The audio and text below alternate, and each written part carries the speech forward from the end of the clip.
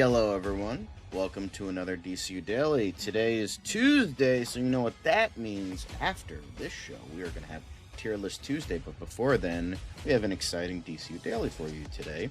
Well, ironically, considering it is DCU Daily, the first thing that we have to talk about is, in fact, Marvel, because if you did not know, the Season 2 teaser trailer for Daredevil Born Again dropped today, so we will be talking about that in addition to a couple other things in regards to Born Again, as well as rumors for future Marvel films and future Daredevil Born Again seasons. Then we will be talking about a bidding war, but not the bidding war you're thinking of. In fact, it's an entirely different bidding war. The bidding war for Olivia Wilde's new film at Sundance, which is going to be part of our MovieTalk Madness, and then award season, the BAFTAs and Writers Guild of America nominations dropped. We'll be talking about that, as well as a couple other award ceremonies, but mainly the BAFTAs. And then we have our quick hits, a lot of quick hits for you today, and then some DC news for you, of course, ending it off with DC as always, and then we get into our quick hits and a little bit of Batman. But mainly, you know, it's going to be a lot of Marvel today, ironic for a DCU Daily. We should have called it MCU Daily just for today, but that's neither here nor there. But before I filibuster a little bit too long, let's get into the show. It doesn't seem to matter what I do. I'm always the number two. All right, mister, I need to paint my abs on to get nominated. You don't see Robert Downey doing that. You're kidding. Robert You're Downey. kidding. I can't open the envelope without the... Warner Brothers is heading back into the Matrix with a new movie in the works. Wonder what other surprises are in store. I want to be Bruce Wayne. I like that. You're gonna love me. There's the shot right there. That. Okay, we don't need to see Right there. You look ridiculous. Well, not no more, he don't. What, dude? I can barely understand you. Your accent's insane. Give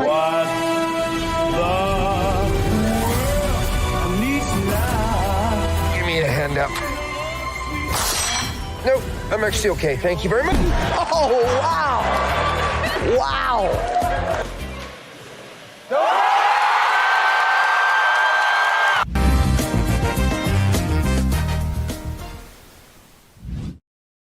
Hello, everybody. Welcome to the news portion of DCU Daily. I am, of course, your host, John. Lovely to see you all. I am not alone today. We have Dan in the chat, although not quite on camera yet, but that's okay. That's okay. We'll forgive it this one time. Oh, Right? hello, Just everybody. remember next time, okay? Just remember. All right.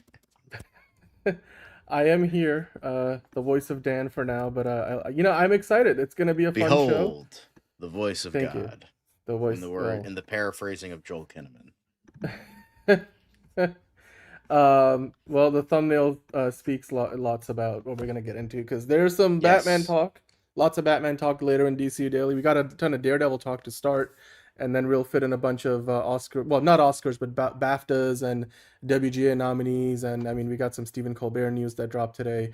Sundance is happening, so there's, as part of Sundance, what happens is there's a lot of movies out that, that are playing, and then studios want to get their hands on them and basically buy into movies like the Olivia Wilde one that you had just mentioned at the top of the show, John. So yeah, we'll get into that. I mean, there's a bunch of other casting news, from Halle Berry to Antonio Banderas to Amy Madigan to Julianne Nicholson. It's like Brad Pitt. It's like we got a lot of casting news and a bunch of Netflix stuff. There's a little, we're gonna dunk on Paramount a little bit more.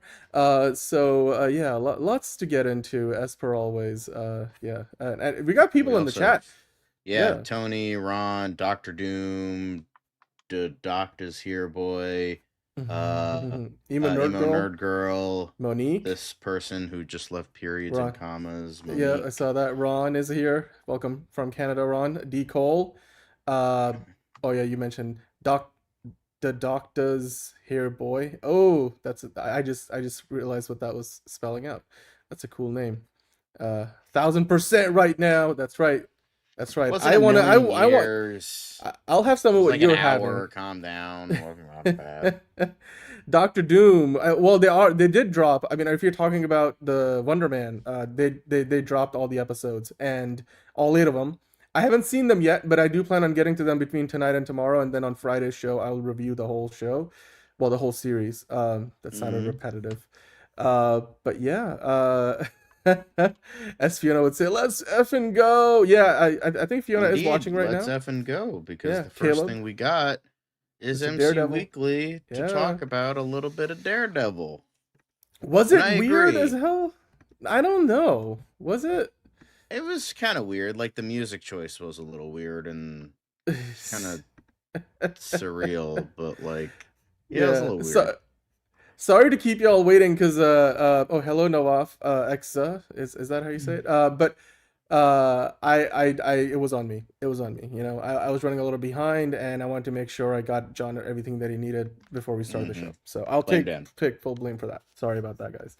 As you can tell, I'm still not on camera, so like I'm still trying to make sure that I'm all set up. But John, yes, Daredevil Born Again, season 2, Yes. the trailer dropped. This is like what you would call a teaser trailer. Before we talk about the trailer, can you just go to the poster for a second? We see a bit of the hit here for a moment, but if you just go to the full thing, I'm like, this poster did not have to go this hard. Like, It went hard. Come on. It like someone in the comments of this post was like, it definitely has Sin City vibes. Like, come with on. the bloody rain. Not gonna lie, it looks pretty badass. Not gonna lie. I It's think the poster is better than the teaser. Okay, look, we're gonna talk about that in a minute. I will disagree with you on that, but I have to say the poster is a banger, and yeah, I've seen people comparing it to like how amazing that first teaser poster of the Batman was, which kind of had the similar motif with the red rain and all that. Clearly they're leaning into that whole new costume idea, but yeah, Daredevil. It's a great sign in terms of just, you know, I think they're on the right track with what they want to do with the character. Again, too early to tell because the season isn't out yet. But John, let's talk about the teaser, because I mean the poster, we can all agree, is, you know, 10 out of 10, maybe 11 out of 10. It goes hard. Like, this would be, I'm like, somebody go and make this the Ben Affleck version of Daredevil, and people will be like, yes. I mean, the only thing you're missing is like the red suit with the red, you know, traditional Daredevil logo. But anyway, let's talk about the teaser itself. I mean, I saw the teaser, and exactly, Tony. That's what I was talking about. But I mean, look, if you guys haven't seen season 1, or if you haven't seen heard the speculation or seen all the photos that have been on the internet for like a year now, because they were filming this thing out in New York this time last year, or well, not exactly this time last year, but last spring, last summer. And so what we're going to talk about, just be forewarned that, you know, a lot of the trailer also kind of gives up a lot of this stuff. So, you know, there's only so much spoiler warning we can provide. But John, there's a lot in this trailer for what is a teaser trailer. You definitely get a lot of Kingpin.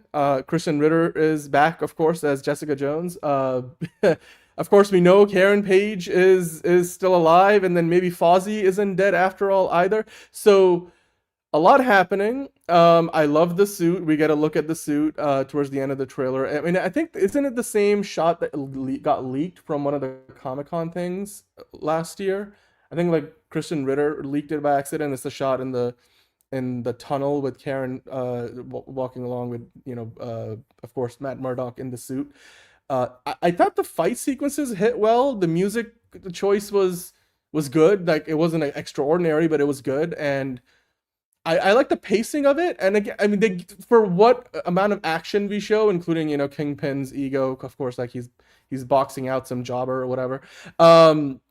You do get to see Bullseye. There's potentially a team up with Bullseye coming up, you know, depending on where the story goes. I mean, and how things ended. Of course, there's the whole anti-vigilante task force patrolling the streets of New York, hunting down Matt Murdock, who's supposedly missing, even though he's actually in hiding. You know, that definitely rings true in terms of just the themes and the tones. We got that Tron Ares Virtual Boy lighting with this one. I'm like, John, though, like that what do they call it? AV, anti-vigilante task force, AVTF. That stuff, you know, definitely timely, if not like, you know, taking inspiration from real life events, I guess.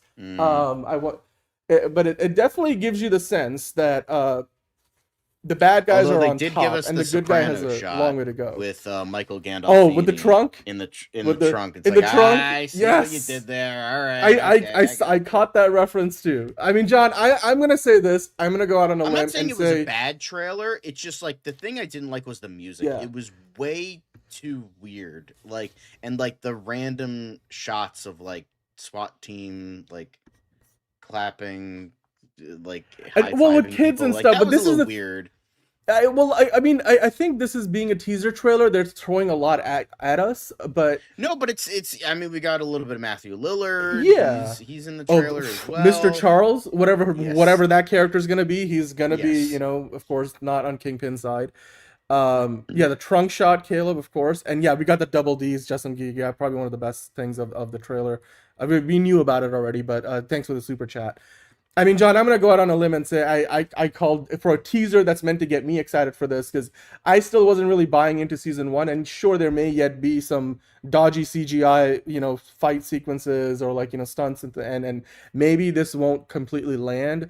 But I gotta say, like, whereas the Netflix version of the show, which again I think still overall, on merit alone, is the superior version of Daredevil, but I feel like this Disney Plus version of Daredevil Born Again, now starting to feel like they're giving it that Marvel Studios big money treatment, whereas in Netflix they hit a lot in the shadows because they didn't have the budget to really go high, super high, and I feel like they're starting to be able to show some of those things.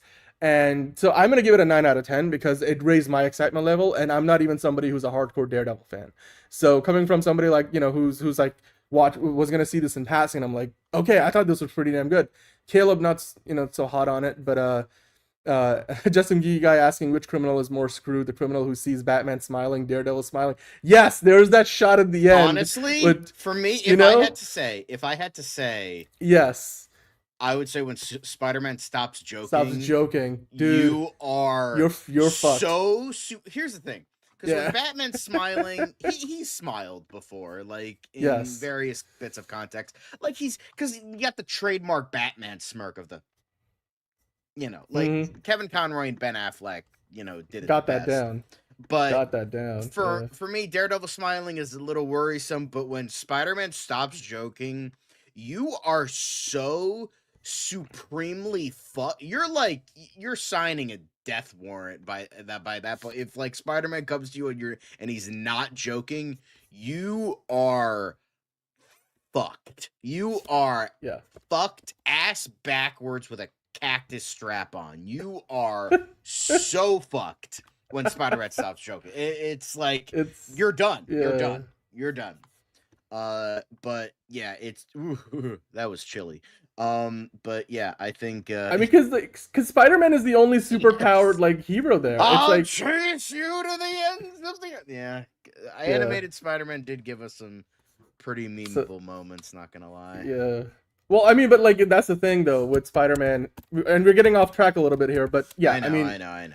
Spider-Man is like the only superpowered character, and not only is he superpowered, he's probably one of the most superpowered characters in all of comics, Marvel, DC, or anywhere else. So, yeah, if Spider-Man stops smiling, you better hope that it's not because he's pissed at you, because you're not walking away from whatever situation you got yourself into. That's the part where I feel like, again, like that whole Andrew Garfield version, like I stopped pulling the punches.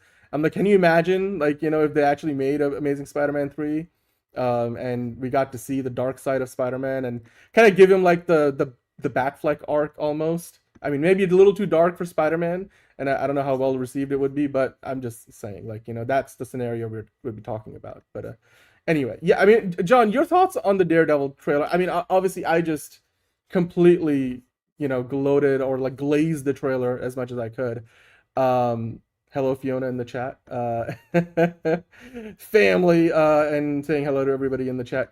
Fiona, of course, is a member, so she's using the member exclusive emojis you guys can use if you are signed up. But anyway, John, before... Brother never told you never threaten a man's family?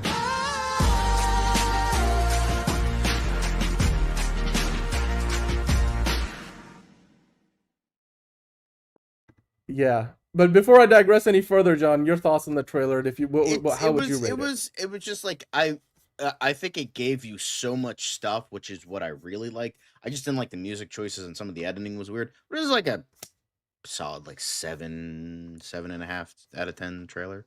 So Yeah. No, I mean, I thought that I think that's a pretty accurate.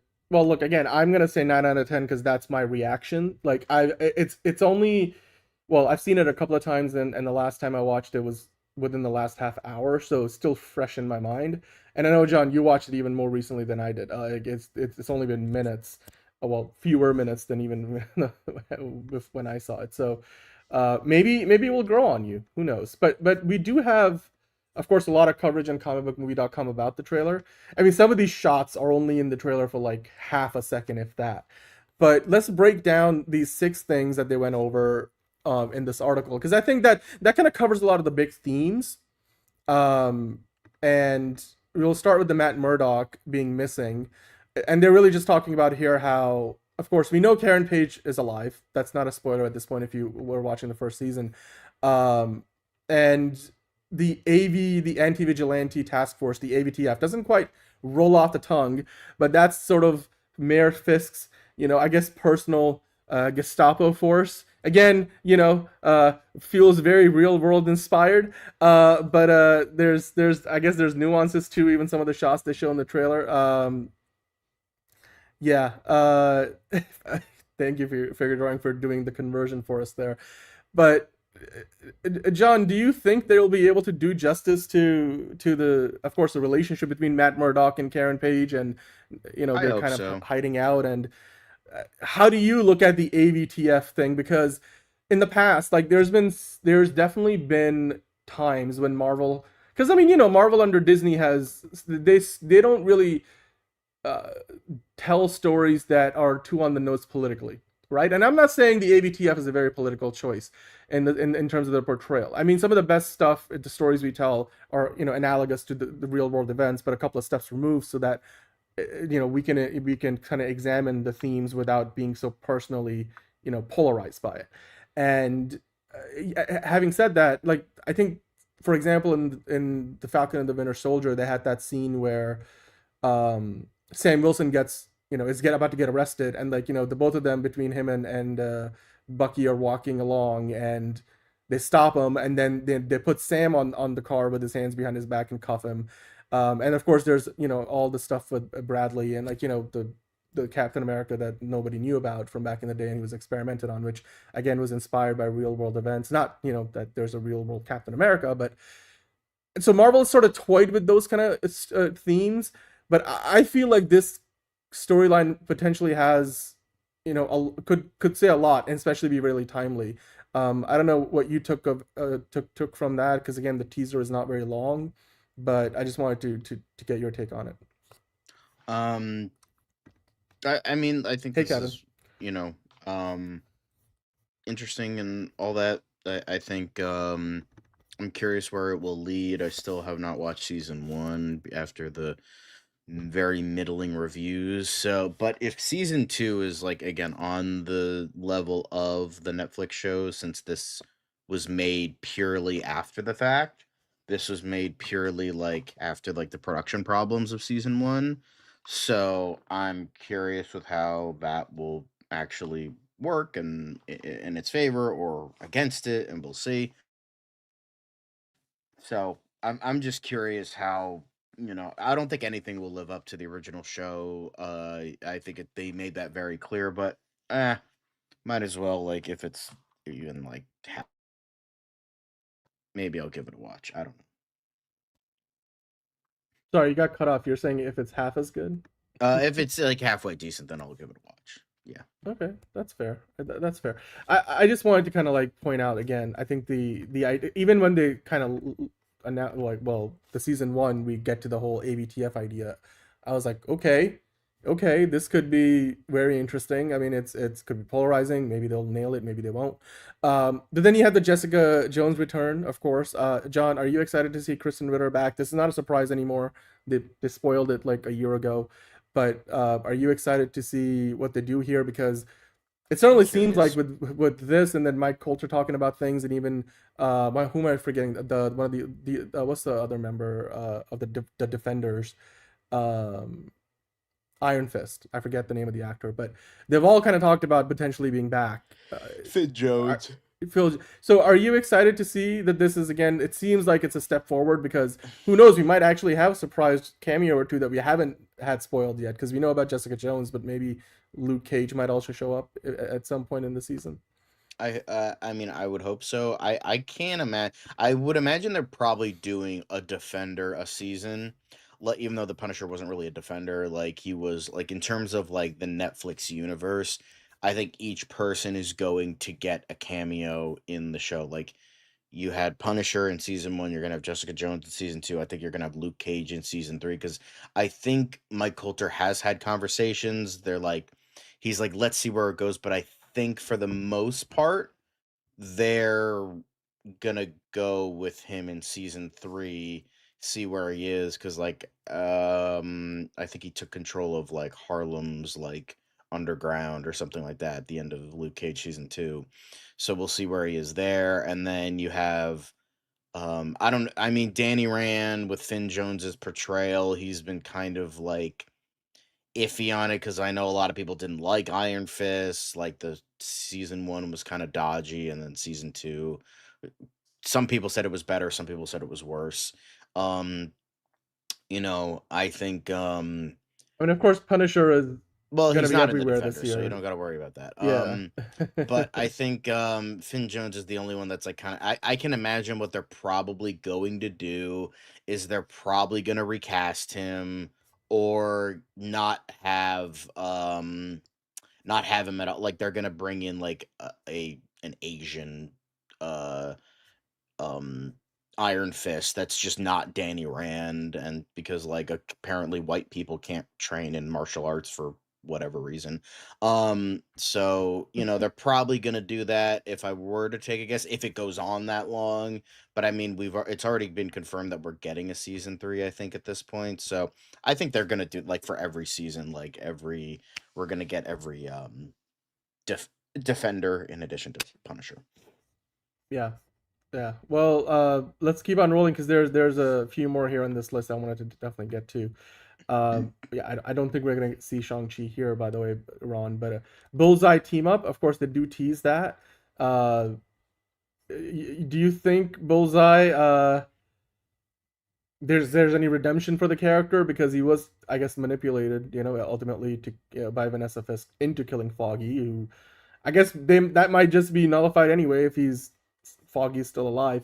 But your thoughts on the return of Bullseye and potentially teaming up with Daredevil? Because, I mean, if you're going to overcome Wilson Fisk and the AVTF, you're going to need more than just Daredevil, or Daredevil's going to need some help. Yeah, I think this is it definitely could be interesting.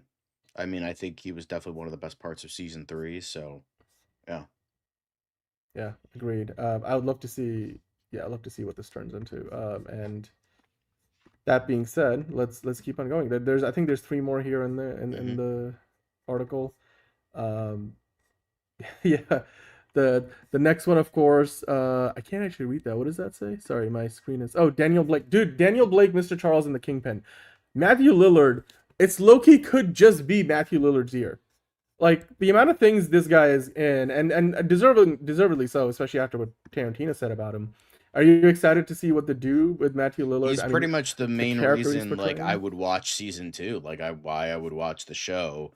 So, yeah, I think that would kind of be the main driving force. I'm curious with what they're going to do with Lillard, because we did see that first look image of him talking with the Fisks, and so that's definitely interesting. So, yeah, I want to see where they go with this.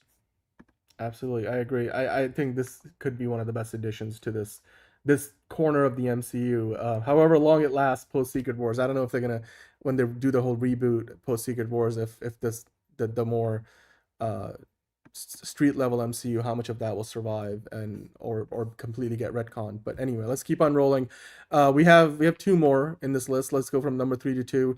Of course, Foggy Nelson lives. I mean, this shot here could be a flashback. in the trailer, John, but there have been at least 3, if not more, iterations of the whole Foggy dies but doesn't really in the comics. Do you think they're gonna go with one of those? Like, is it like a witness protection thing? Because that seems to be the only, version that sort of would fit the events we have seen so far. And that would also then tie together with the Bullseye team up kind of thing, if that's indeed what happened. But your thoughts? Do you think that Foggy is indeed back? He was alive all along? Hello, Hosea, by the way.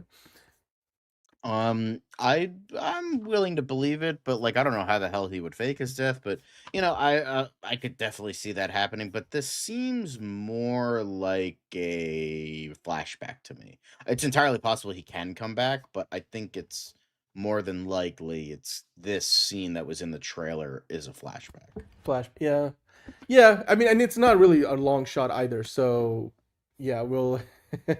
We get it, Caleb. Yeah, no one dies unless it's the Vanes or Ben. But I think in the Uncle comics Ben. they even brought back Uncle Ben, and I think they brought back the Waynes at one point. So nothing even is that holy. means dog shit now. Nothing They brought is back holy. Jor-El for God's sake in fucking Superman Rebirth. Like nothing's off the table. Not even the people that are part of the goddamn backstory for them to become a hero. Yeah. So Anyway, let's keep on going. And then we got the Double D's.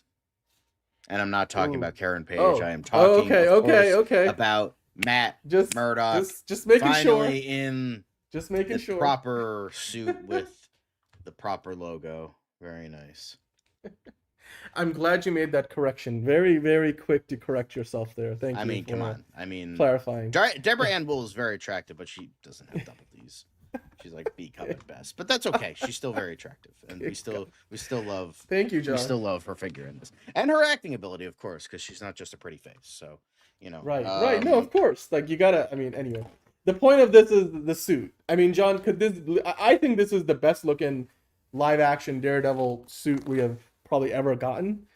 I mean, would you agree? Because I from the moment we saw the behind the scenes set photos leak last year to now seeing it. I mean, I think the season 3 Daredevil suit was close. But it's just kind of ironic how like no matter what, like I will say this. There is an ongoing theme here. In season 1, he mainly wore the black suit, like the man without fear, Frank Miller story, where he was like mainly in like black sweats and like a thing covering his face, like a mask. Then, and that's the best thing that the MCU has ever produced was Daredevil season 1. So then I'm like, okay, with Daredevil season 2, he was in the suit. In the red suit, and that was a weaker season. The first 4 episodes were good, but for the most part, it was a weaker season. And then for season 3, they had him back in the black suit with the sweatsuit. Then in season 1 of Born Again, or season 4, they had him in the red suit. It's like, okay, well, kind of, sort of. He was in it for a little bit, but not a lot, because he was like, I'm no longer a hero, emo Matt in here. And now they're bringing back the black suit.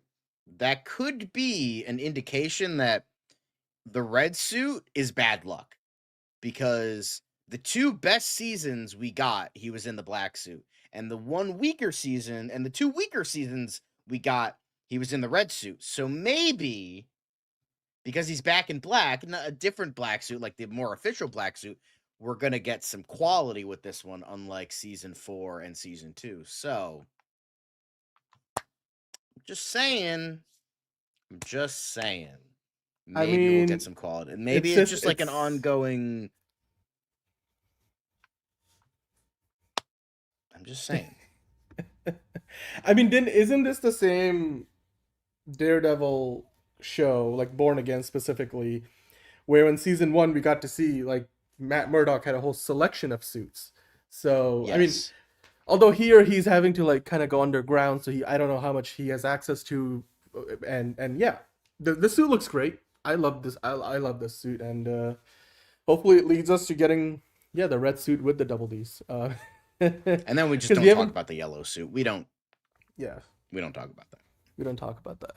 Definitely don't talk. Cause yeah, why would a vigilante going out in the middle of the night fighting crime be wearing a freaking neon looking yellow ass suit that makes him stand out from a mile away?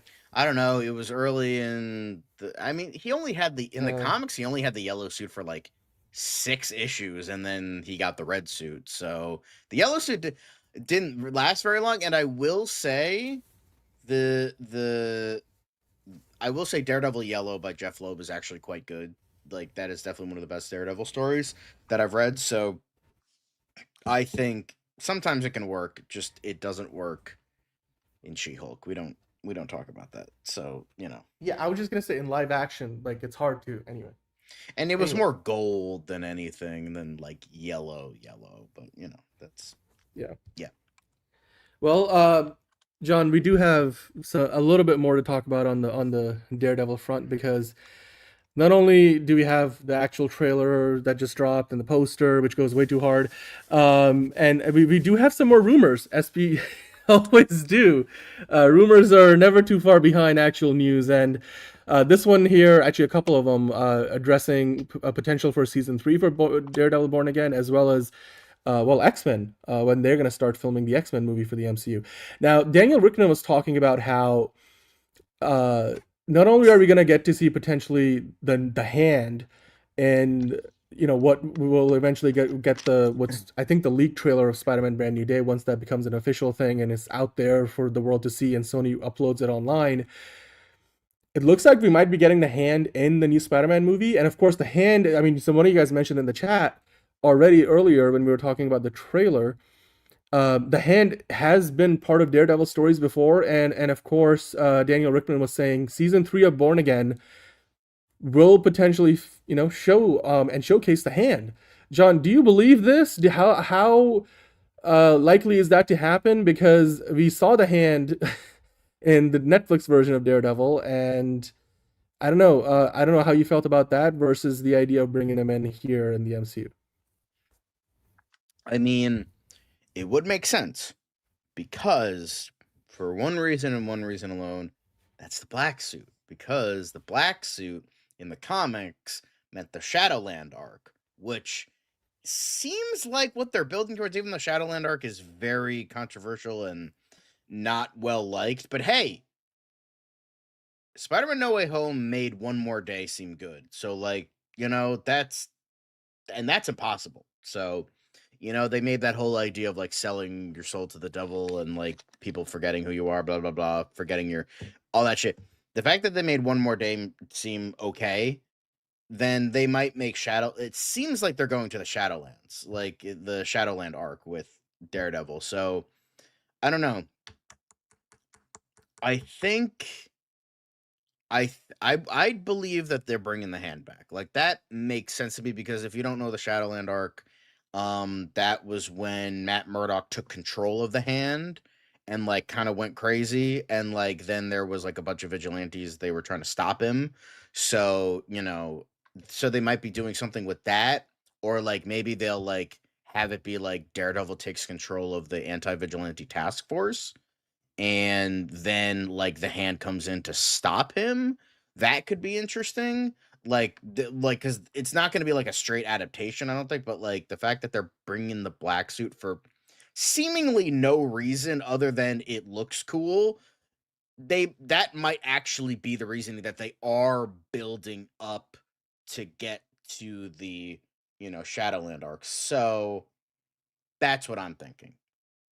Yeah, I mean, Ron already brought that up, so yeah, I think there's gonna be a lot of people looking into the possibility, and it would make sense. I mean, you gotta even if you're gonna keep these shows separate from the movies now, pretty much, other than the occasional character crossover like Punisher showing up in Spider-Man Brand New Day, you still want to kind of build up to something, because we don't know how much we're gonna see, if at all, any Daredevil or any of these other Defender characters in the Avengers movies, but you got to give them some, like, it's got to build up to something. I mean, it doesn't need to, but like they did it on Netflix with the Defenders show. So anyway, but like, hey, beyond just Daredevil, Daniel Rickman, I think, was also talking about how the plan for Marvel right now, again, take it with a grain of salt because scoopers don't always get things right. But the plan for Marvel, apparently, according to Daniel Rickman, is that Jake Schreier's X-Men reboot for the MCU will start production once Avengers: Secret Wars wraps. I mean, on some level, you're like, okay, I guess that makes sense because we know that project is in development. There's not many movies in development right now that have a green light. We know the next Black Panther movie, the third one in the franchise, and then of course the X-Men reboot are amongst the very few movies that we know for sure are going to happen post Secret Wars. So it would make sense that Jake Schreier, who directed the Thunderbolts movie, who's already been working on the X-Men reboot for a while, seemingly, would start in production on that movie once the Russos are sort of done filming Secret Wars, because I have a feeling that whatever the events of Secret Wars are somehow will tie into what comes after, including the X-Men reboot, and with how Marvel operates with kind of changing things up as they go through production and post-production. If there's a knock-on effect, maybe that has an effect on the X-Men production schedule. But that would mean we might be getting some casting news this year. I mean, who knows whether Sadie Sink is Jean Grey or not. But do you believe this report ultimately, or no? I think Daniel Rickman is usually hit and miss, slightly more hit. I believe it with what it seems like they're planning with season 2 and season 3. That's the vibe I'm getting, because they have the black suit. Things are getting darker, things are getting worse. I can see that, like, in order for Matt, this will be like Dark Knight of the Soul, which is, if you don't know what the Dark Knight of the Soul is, has nothing to do with Batman. It is essentially the part of the script where all hope seems lost. It's usually comes in at the tail end of Act 2. It's the second half of Act 2 Part B, where it's the last bit where it's just everything is gone, everything's lost, and there is no hope until we get that, third act, that climax, that denouement of, the resolution of everything seems okay, and there, the hero is coming in to fight the good fight. So this, I think, season 2 is going to be the Dark Knight of the Soul, where it's just the beginning of the Dark Knight of the Soul, where it's just gonna get worse and worse and worse, to the point at the end of season 2, Kingpin is pretty much on the cusp of winning. The anti-vigilante task force are fucking murdering people in the streets. No matter, maybe Bullseye fucking gets killed. I don't think Karen Page dies. I don't think they're gonna do that. Maybe we get a little bit of hope at the end of the season. Maybe Foggy is actually alive, but maybe he thinks Karen Page dies or something like that. I don't know, but then I think the end of season 2, the end of Born Again season 2, we see Matt Murdock go to the Hand and be like, I need your help. And that's what I think is going to lead into season 3 with the Hand. And that's going to lead into Matt becoming more and more corrupted. Maybe he kills the leaders of the Hand and he takes control so he can take back New York, but then he goes fucking crazy. And then maybe during season 3, it's figured out that Foggy is alive, and then all that shit. And then they can, properly do that arc, because I think that's the vibe I'm getting from this. However, on the other hand, that's also a really, really good idea in my opinion, so I don't think Marvel will do that. But I wouldn't be surprised if they brought the Hand in. So, I think that's what I think. I think that my initial theory is okay, if Marvel actually produced good ideas, then I think they would go with that. But I wouldn't be shocked if they brought in the Hand, because maybe Kingpin fucks up New York and the Hand is okay, now is our time to come back and take back New York again after blah blah blah. So I could see that happening too. Much more simple and not as interesting, but I could see them doing that as well. I mean, like Tony was saying, to the average viewer who may not be familiar with the lore of the Hand, very, very League of Shadows, League of Assassins like sort of. I mean, League of idea. Assassins was first, and then the Hand came in later. Like, because I did look it up, League of Assassins came into the comics in 1968. The Hand came in 1981. So it's just another case of the comic book companies ripping off each other. But that's neither here nor Although there. again, I mean, I feel like in not every instance is it a direct ripoff, but yeah, it just like. I mean, two it's things- pretty much well known that like the Yeah. Turtles are supposed to be like kind of sort of like a parody of Daredevil's origins, like the thing that made Matt blind, like the chemicals, he got hit, and like, but the turtles then went to the sewer, and then the ooze went to the sewer, and then they got transformed, and then the Hand is like the Foot Clan, it's supposed to be that whole thing. Yeah. Well, hey, we'll leave it there for now. Yeah. Whether D Meanwhile, stands for Quentin Tarantino comes as the Beauty or pat. Despair. Did somebody mention feet? Anyway.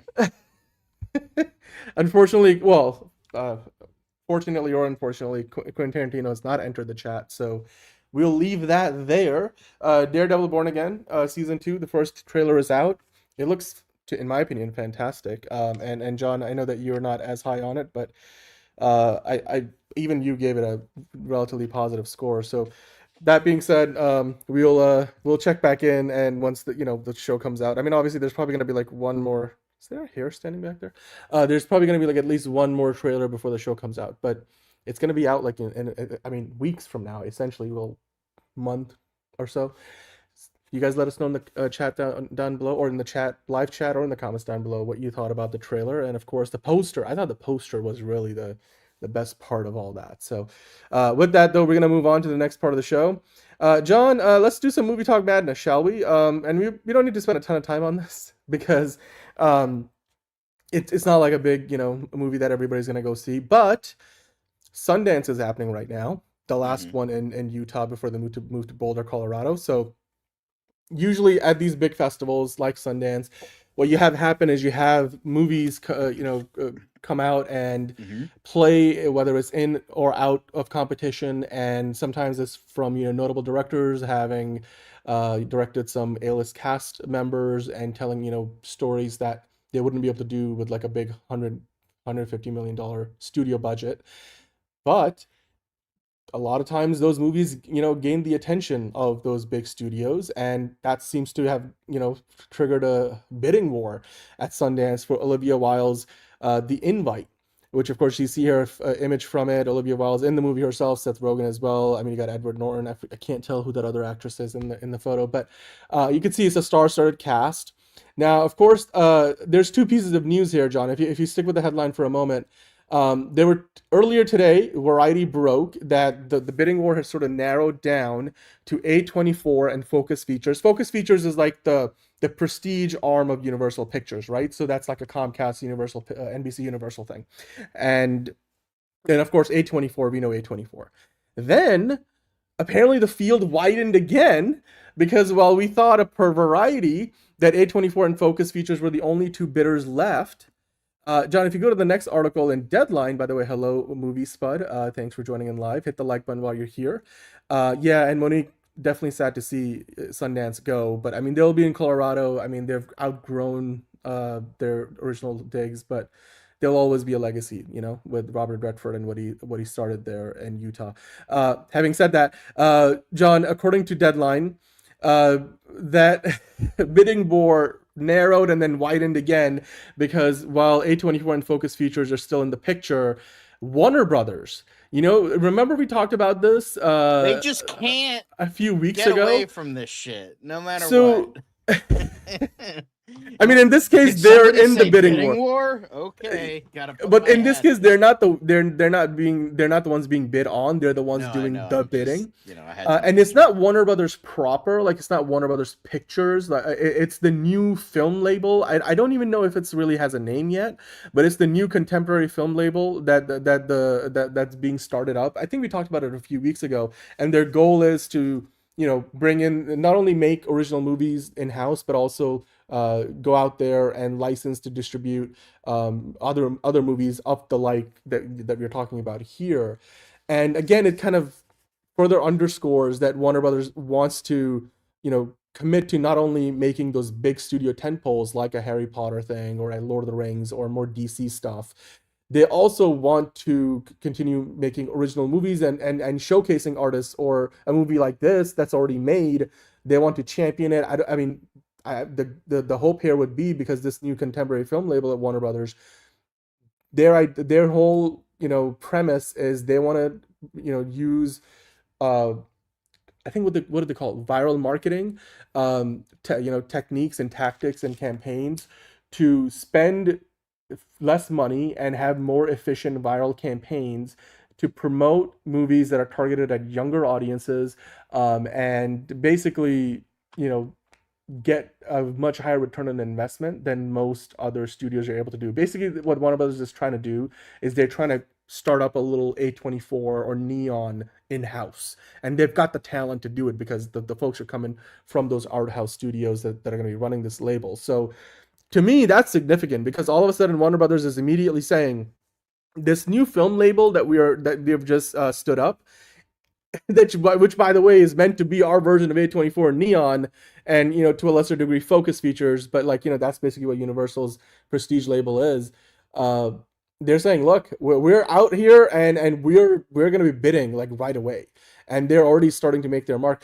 Your thoughts on this? Because again, from a Warner Brothers perspective, I feel like this is just another positive in terms of a studio that, just think about it. It was less than 5 years ago? I feel like it was, no, at this point, it's a little over 5 years ago, when it was still under AT&T ownership. And Christopher Nolan was walking away angry that Tenet got released on HBO Max at the same time that it went out in theaters. And Denis Villeneuve was mad. Legendary, ended their deal with Warner Brothers outside of just, the Monsterverse, essentially, all because of the whole day and date release strategy. Wonder Woman 1984 completely failed. The Suicide Squad from James Gunn failed.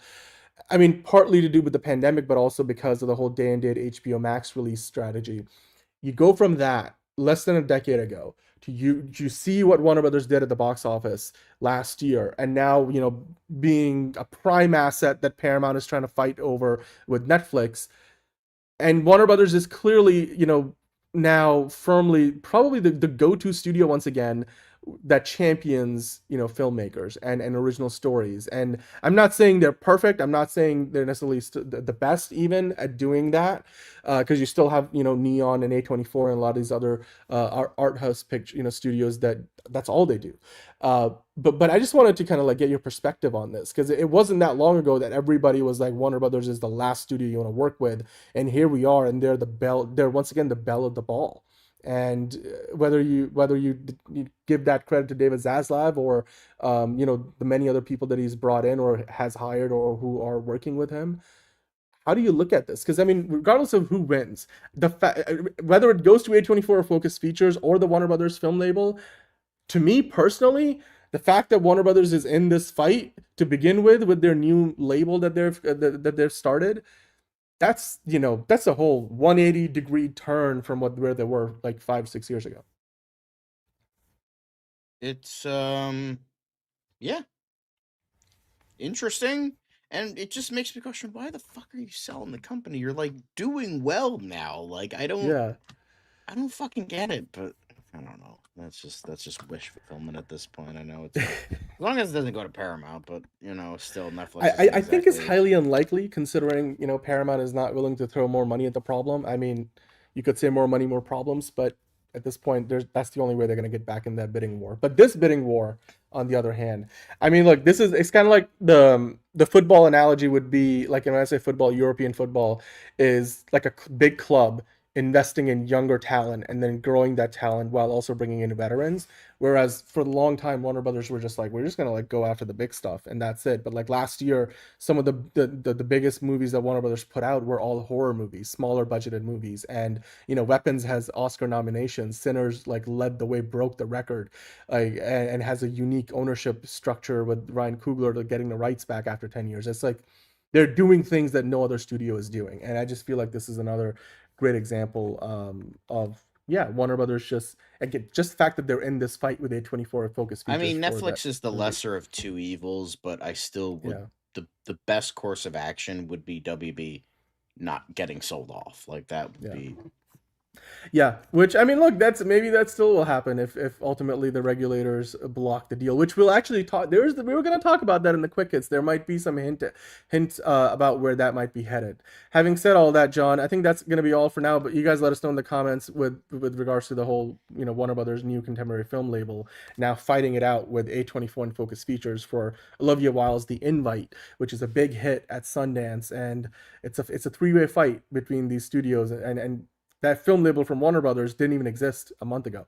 And they're duking it out with A24, exactly the kind of thing that they wanted to do, the purpose built that film label for it. So I think that speaks a lot to the level of progress Warner Brothers has made as a film studio in Hollywood, especially as being like a filmmaker friendly studio, the director studio that it used to be known as.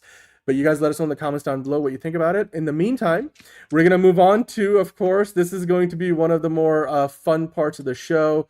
But we're not going to spend too much time on it because, they're the nominations, not the winners. Let's talk about awards season, right? We have talked about the Golden Globes happening. The Oscar nominations came out. Now, today, we got the nominees for BAFTAs and the WGAs. Now, of course, the BAFTAs is the British Academy of Film, Television, and Arts. And then, of course, with WGA, it's the Writers Guild of America. There's like the WGA East and the West, but like they announced their nominations, both on the film and television side for both the BAFTAs and the WGA. So, John, I wanted to bring you in and let's dive into it. But before we do, which of those two awards do you think, whether it's the WGAs or the BAFTAs, will have more of an effect, if any, at the in the Oscars race? Because we know the nominees are out and the voting has started for the Oscars. Yeah. So in regards to like this whole award season, it's just that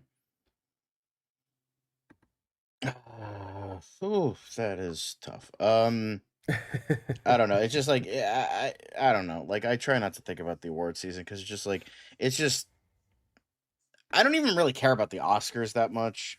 Like I just kind of am all right. I like to watch it like because like my friends and I bet on it. Oh, what's gonna win, what's not, and all that stuff. Are you like going on Polymarket and doing that, or? No. I don't actually bet money. Fuck that. I'm not stupid. But like it's I don't know. It's that's okay. I mean, I wasn't totally upset. Here's the thing: Civil War didn't get nominated either, so it makes no sense that like people view Warfare as like a pro-war movie, even though it's really not. But if anything, it's sort of like it warns you against. I mean, like war is ugly. War is terrible. But it's because I know a lot of people were upset, like it's like another movie that takes place from the Americans' point of view and like how evil we are, blah blah blah. It's like, okay, fucking stop being a puss ass about it. We get it. But it was it's the great thing about Civil War and Warfare is that it doesn't take a side. And I know that's apparently fucking now problematic for people because I remember like, oh, it's a nothing burger because it doesn't take a side, like, or maybe it just presents a situation and you have to figure it out for yourself. Oh my god, that's so crazy. You have to think crazy. But for me, I thought Warfare, like the most I would want to see from Warfare was like the sound, because the sound in that movie was so fucking good. But like, it's neither here nor there. Like it doesn't need a little gold statue to tell me that it's a fucking phenomenal movie, and to tell me like, oh, it's worth it. Just because it got snubbed doesn't mean it's any less of what it is. So it's fine. It's whatever. It's a little saddening, but like I'm not gonna lose sleep over it. Well, that's for the Academy Awards. Today, I wanted to talk about the BAFTAs and the WGA nominations. But Ron asked, so I thought. Yeah, no, that's fair. But as far as the BAFTA nominations go, we'll start there, and we'll go through some of the leaders. Of course, bingo. much like the Oscars, you had some, familiar names at the top of the pack. You had One Battle After Another and Sinners leading the list with some of the most nominations. Marty Supreme, of course, getting some of the big nominations as well. John, if you scroll down, we can go through some of the bigger categories. Now, the BAFTAs, unlike the Academy Awards, which are just for film alone, the BAFTAs do award not only film but also television, so we'll talk about both. But we'll start with the movies because they do have a list here. If you keep scrolling down, John, and we can kind of like go through some of the bigger. I'm like, I'm not seeing it. There we Where go. is it? Okay. There we are. So, and we don't have to spend a ton of time on this. We'll kind of what we did with the Oscars. Like they have, for best film, they have Marty Supreme, Hamnet. They have One Battle After Another. You've got Sentimental Value and Sinners. Now, again, with the Academy, they've expanded that category best film to like 10. But like with most other award shows, the maximum you still get is 5. So a lot of usual suspects. You don't get some of the ones like F1, which, got nominated at the Oscars, but I don't think F1 would have gotten in at the Academy Awards unless it was a 10, picture category. So between those 5, do you think there's an obvious winner between whether it's Sinners, One Battle After Another, Sentimental Value, Marty Supreme, or Hamnet? If I had to take a guess, with the BAFTAs, I could see them. Honestly, I could see them going with any of them because BAFTAs are less strict, but they're they could be more prestigious. I can imagine like something like Hamnet would win the BAFTA because that's very like it's like based on they do Shakespeare thing. It's also it's the British Academy, right? So they do tend to have a lean towards British performances in films. I'm not saying that's always the case because like if you're nominated, you ought to be considered equally. But hello, Enterprising. Long time no see. You've been watching Wonder Man. We'll be talking about Wonder Man later this week. I'm going to be watching it, and then I'll review it. But John, there was also the category of Outstanding British Film, because that is a unique BAFTA category. So in addition to the Best Film, which is like an overall category, if you scroll down a little bit, they do have options just for Best British Film. So again, that's one where you'll only see, as the name implies, British movies. So you've got Bridget Jones, Mad About the Boy, the Ballad of Wallace Island, which I think Liz, I don't know if it was Liz or you who watched it. I watched it. I thought it was highly of it. Nothing great, but it was. 28 Years Later, of course, with Danny Boyle being the director of that qualified. Then you have Die My Love, H is for Hawk. Directed by Philip Lawthorpe, and then you have I could of course, see Hamnet winning Outstanding British Film. Maybe something and then I Swear, Mr. Barton also in the list. I think Hamnet is a pretty safe pick there. But let's kind of go over to the next article because we can go through all the categories. I feel like not a lot of those matter as much as far as the Academy Awards go. But for the BAFTAs, clearly they have television, they have movies, and I think Pluribus picked up 4 nominees for. Actually, was it? Actually, you know what? I might be misquoting myself here, but Pluribus, Andor, like a bunch of other shows getting in there. Chase Infinity, earned a BAFTA nomination here after being snubbed at the Oscars for One Battle After Another as a Best Supporting Actress.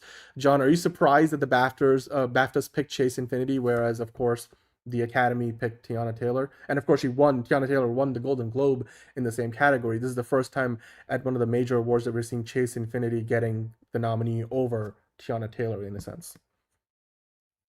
I think... to me, Chase Infinity, I think, gave a better performance, and most of the movie was around her, while Tiana Taylor fucking dipped after the first 20 minutes. So, like, I can't, like... And I don't know, there was nothing about Tiana Taylor's performance that really screamed Oscar-worthy to me, even though she's probably going to win. It's just, like, a case of, like, oh, hey... See? And so I think that's kind of it. And I don't know. It's just like, it's weird to me that like Chase Infinity got snubbed. Like, and that's coming from someone who doesn't even fucking like this goddamn movie.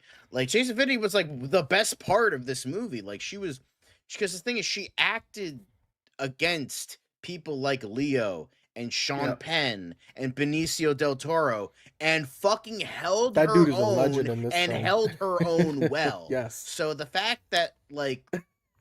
Thank you, Figure Drawing, for the joke. But yeah, the thing is, it's just like, it just doesn't make sense to me that just like, out of all the people to nominate, you nominate the bitch who was in the fucking movie for 15 minutes, was like, I'm gonna cuck my husband, have my baby with Sean Penn. I mean, it's not so much It's just like, all right, okay, like what's like award it's the performance. I mean, performance? again, it's not the story of the movie. It's the performance I know. of the It's just actors. like, but nothing. Yes. Like I watched the movie, and nothing about it was award worthy to me. No, Infinity was award worthy. At least I agree with you. Worthy. I don't get why Tiana Taylor has been getting the nominees or picked up the Golden Globe. Like Chase Infinity, I think. Look, again, in my opinion, neither of them. No, not at all. I think she did fine. No. But like Chase Infinity was like so much better. Like I don't... It's that whole thing. Like for me, again, personally, for me, neither Chase Infinity or Tiana Taylor did enough to actually get a nominee at the Oscars or the BAFTAs. But if I had to pick one of them, I would say Chase Infinity definitely, had the better performance, and there was just more substance to it, and there was also more nuance to it, because Tiana Taylor's character like very much has a definitive moral compass. You know who that character is. We pretty much learn about it, what she is and all about in the first 10 minutes of the movie, and she's not even in there for more than the first act, like you said. So you compare that to Chase Infinity, and she's in parts of the movie where she has to play a much more nuanced character, and it's the, like Caleb was saying, the entire movie should have been Chase's character discovering her family's past and the lies of revolutions instead of a one-dimensional, one-sided affair. I don't know if I agree with entirely what you're saying there, Caleb, but I do think like in Chase Infinity's role just lives in shades of gray a lot more than Tiana Taylor does, and I think that's where, if you stand out with your performance as an actor in those moral gray areas, and not just moral gray areas, but also just she's playing a character where like she it's like she didn't choose to be in the middle of like all the events of the movie, right? Within this context of the story, and so you have to sort of be able to portray that in a way that's nuanced and doesn't feel like you're a damsel in distress, but also at the same time, there's a lot more being asked of you as an actor, basically, if I were to kind of sum it up. And I mean, I don't know if it's so much the name or whatever, but I am glad nonetheless that Chase Infinity is getting some love here, getting the BAFTA nomination after the Academy snubbed her, and many other big award shows so far have snubbed her. I mean, it's entirely possible. It's just like, this was her first movie, and they're like, oh, it's undeserving, and because of that, she doesn't deserve the award. I don't know. Yeah. But it just seems a bit, I don't know. Well, it just seems weird. But that being said, John, let's talk about her co-star, her much more experienced and award-winning co-star, Leonardo DiCaprio, in One Battle After Another. He, of course, got nominated for the BAFTA for Best Actor, and that now ties a record for the BAFTAs that Leonardo DiCaprio now co-holds. If you go down in the list here, it's actually a who's who of names that he now has a record 7 Best Actor nominations for at the BAFTAs, and the other names he's now tied with include probably one of the greatest actors of all time, if not the greatest, Daniel Day-Lewis, Michael Caine, Laurence Olivier, Jack Lemmon, I forget how you pronounce his last name, Peter Finch, and then Dustin Hoffman, John. That is insane. Not only that, but Leo got there at a younger age than any of those other actors did. At the ripe young age of 51, Leonardo DiCaprio has now tied that record of 7 nominations in Best Actor in a Leading Role category at the BAFTAs. And again, I'll give you the names again. Christ, you just roasted yourself. Like, what the fuck do you mean? But John, the whole thing of Daniel Day-Lewis, Michael Caine, Laurence Olivier, Jack Lemmon, Peter Finch, Dustin Hoffman, Leonardo DiCaprio.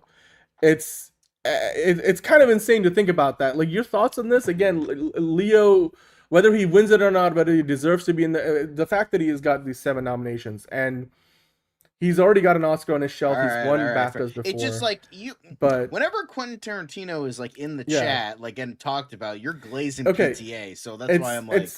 But sidebar that, like, anyway, your thoughts on the Leonardo DiCaprio. Congrats to him. Like, congrats. Good for him. Yeah. He did a good job with what little he was given in that movie. It's just like, yeah, of course he gave a good performance. Yeah. It's Leonardo DiCaprio. He fucking always gives a great performance. So, I mean, look, Monique, I agree with you. It's like, whether you like him or not, like, He's a he's a talented actor. creepazoid. One but, of like, one of the you know, one of the so greatest most, to ever so do are it. most people in Hollywood. So it's like, I mean, come on, like Jack Nicholson probably, I think he's got still the record for probably the most winningest male actor, and everybody will tell you Jack Nicholson was a personality and a character in real life, and still is. But speaking of snubs and surprises, we talked about him with the Academy nominations. The Academy Award nominations came out. Of course, for the BAFTAs, we talked about Chase Infinity. That was a surprise considering how Tiana Taylor has been picking up the nominee a lot.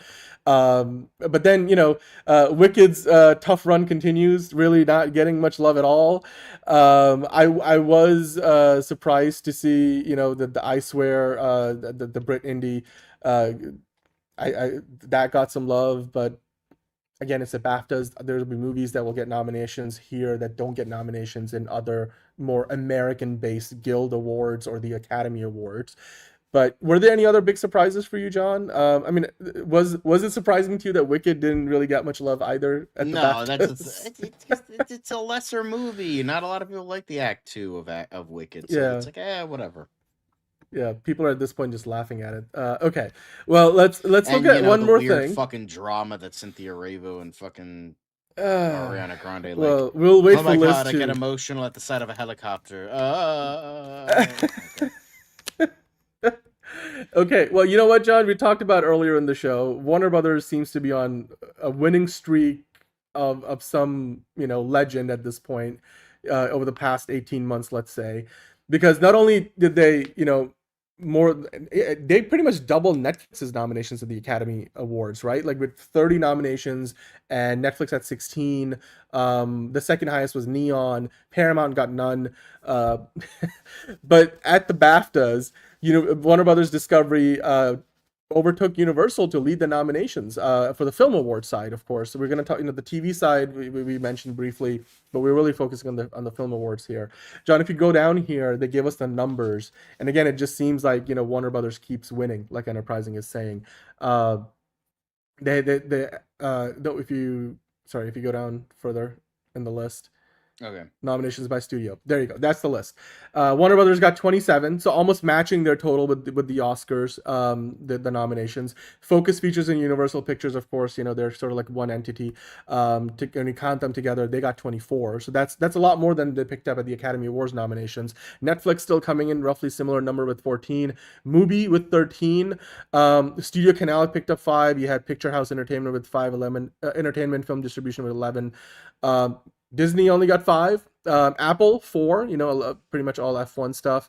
Lionsgate got 2. Sony got 2. A24 got 1. BBC picked up 1. John, if you keep scrolling down, there is one name missing from this list. Oh yeah, no, there's no Paramount here. So your thoughts again? It just seems like Warner Brothers did so amazingly well at the box office last year, but it's rare that you see a studio have an iconic run at the box office and then also potentially be in the midst of an iconic run at during the award season, because Disney, for all the years that they completely destroyed the box office, and they still won the box office last year overall, but you don't usually see Disney being an awards darling the way they used to be back, in their heyday under Walt Disney. But Warner Brothers, like they were the second highest grossing studio last year.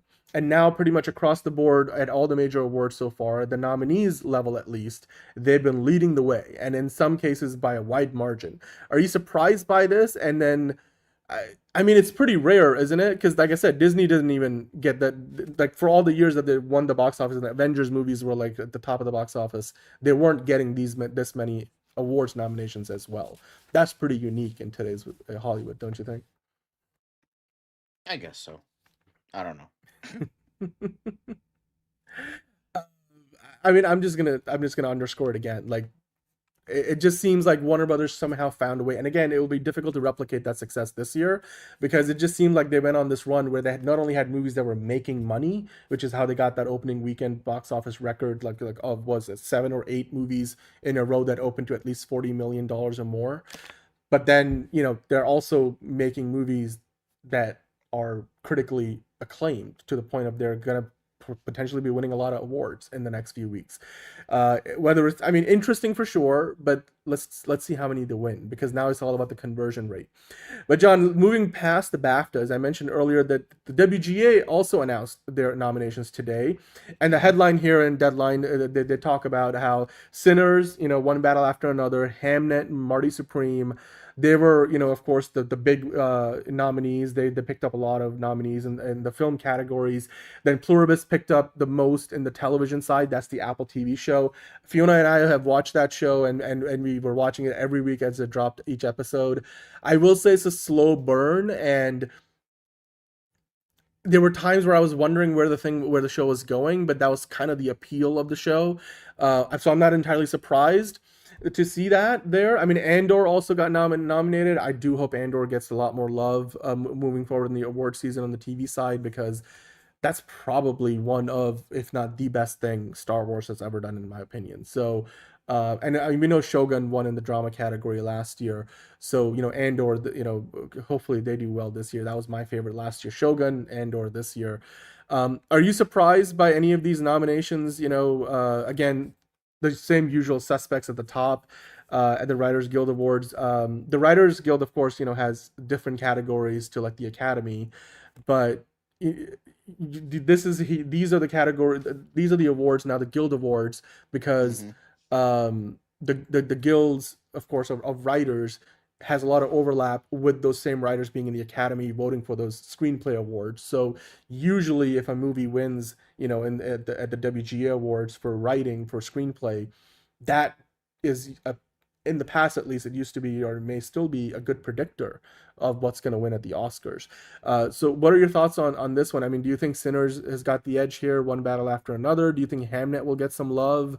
Or like Marty Supreme might win? Are you surprised by any of those names being in the running? No, not at all. I don't know what is for the Writers Guild. I'm not sure. In terms of the best scripts, I would say Marty Supreme and Sinners are probably the best in terms of the ones I've seen. So, Yeah, I mean, the two biggest categories they have is the original screenplay and the adapted screenplay, which directly correlates with the two categories for writing, for screenplays at the Academy Awards, right? So in those categories, they've nominated Black Bag for original screenplay, If I Had Lex, I'd Kick You, Marty Supreme, Sinners, and Weapons. So A24 and Warner Brothers basically, owning two a piece in that category, and then you got Black Bag with Focus Features. I would say if Sinners wins here for original screenplay at the WGA Awards, I think it's highly likely that Sinners wins at the Oscars as well. And then for the adapted screenplay, you got Begonia, you have Frankenstein, Hamnet, One Battle After Another, and Train Dreams. That's where I feel like One Battle After Another will win, but Hamnet, we talked about the other day, Liz feels strongly about it. Train Dreams is another one that could be an upset. Frankenstein, if Frankenstein wins, that would be something that I would be excited to see. But also Begonia could be like, one of those safer bets, like the will win or should win kind of argument. Usually Begonia ends up being the will win versus the should win, could be any of the other names. So yeah, I mean, Weapons getting in there with more nominations, though, that's to me is, again, that's a big one. If Weapons somehow picks original screenplay up, John, at the WGA, that all of a sudden changes a few things. Even though Weapons, because they didn't pick up a ton of nominations at the Academy Awards, it's not like it's all of a sudden going to mean that Weapons is going to have a big night at the Oscars. But certainly, if Weapons becomes an Oscar-winning movie, that will be one hell of a thing to talk about, right? So, is there going to be a prequel to Weapons? Is that being worked on? I don't know if they were ever going to do anything like that, John. But I know you've seen the movie. I can't tell if Dr. Doom is being facetious here. But No. yeah. We are getting a prequel. We are getting a prequel, okay.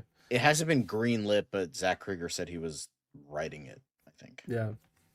Well, the WGA nominations are out. The BAFTA nominations are out. Let us know what you thought about those, and if you're surprised by any of them, if you thought anybody got snubbed. I think the whole Tiana Taylor not getting nominated at the BAFTAs, and then Chase Infinity finally picking up that nomination in Best Supporting Actress, that to me is very well deserved. And finally, she's getting some love in the award season. So we'll okay, so there are in talks with the Weapons prequel and script and development. Thank you for confirming that, guys.